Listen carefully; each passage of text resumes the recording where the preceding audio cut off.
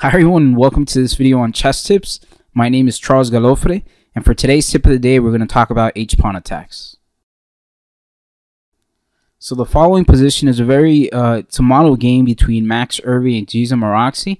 I want you to identify certain elements of the position. The first thing that we want to take notice is that white is attacking black. Notice that white has the queen very ominously placed close to the shelter of black's king. He also has a bishop in proximity of the king.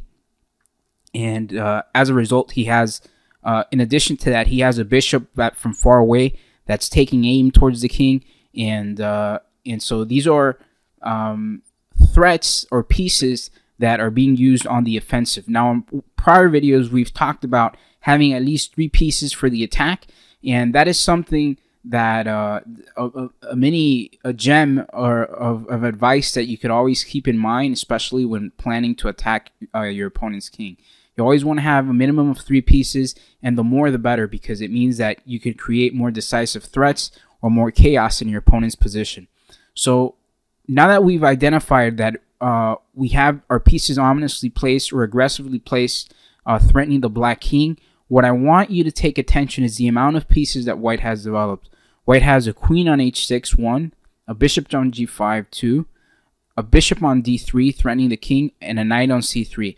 Now, we only need 3 pieces, and we have 3 aiming towards the king. Now, are these going to be enough for checkmate? Probably not. And I'm saying this not because I've calculated through the position, but because of the sequences that white decided to choose. So is there a way to bring more pieces to the attack? That's something that you might want to ask yourself after analyzing this position and seeing that you don't have checkmate conclusively after your careful analysis.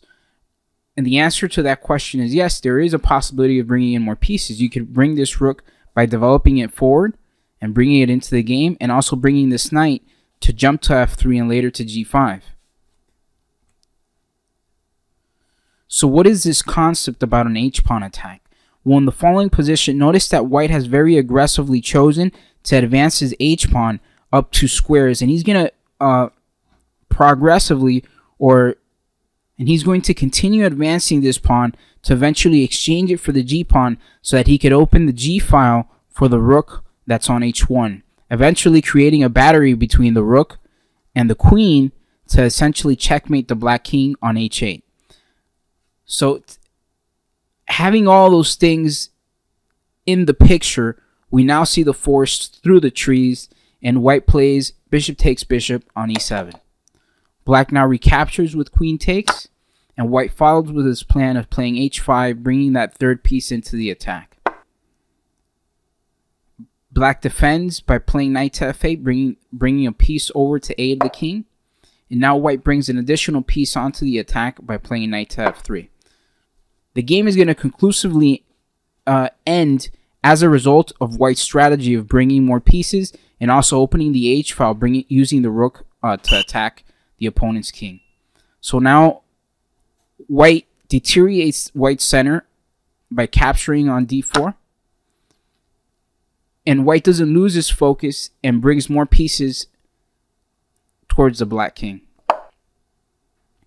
Black defends by playing knight b to d7. And now he continues to attack with knight takes pawn. So you might be wondering what would have happened if black would have captured the knight on c3. The game could have continued knight takes, pawn takes b2, rook b1, knight takes, and after pawn takes, opening the h-file, pawn takes, queen takes check. The game would have ended rather shortly, because after king to h8, rook takes knight check, and after queen takes queen, we play queen takes queen, checkmating the black king.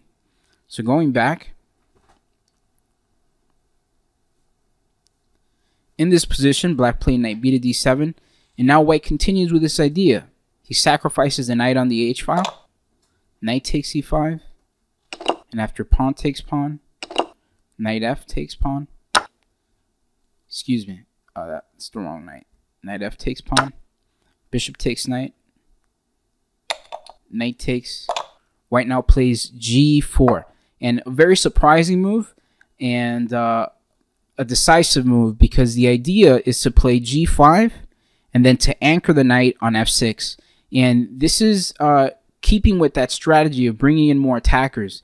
So even though a pawn is not a piece, it becomes very utile, and this is a very useful pawn, especially in terms of attacking, because it's going to give way for the knight to be able to be played to f6 and essentially checkmate the black king.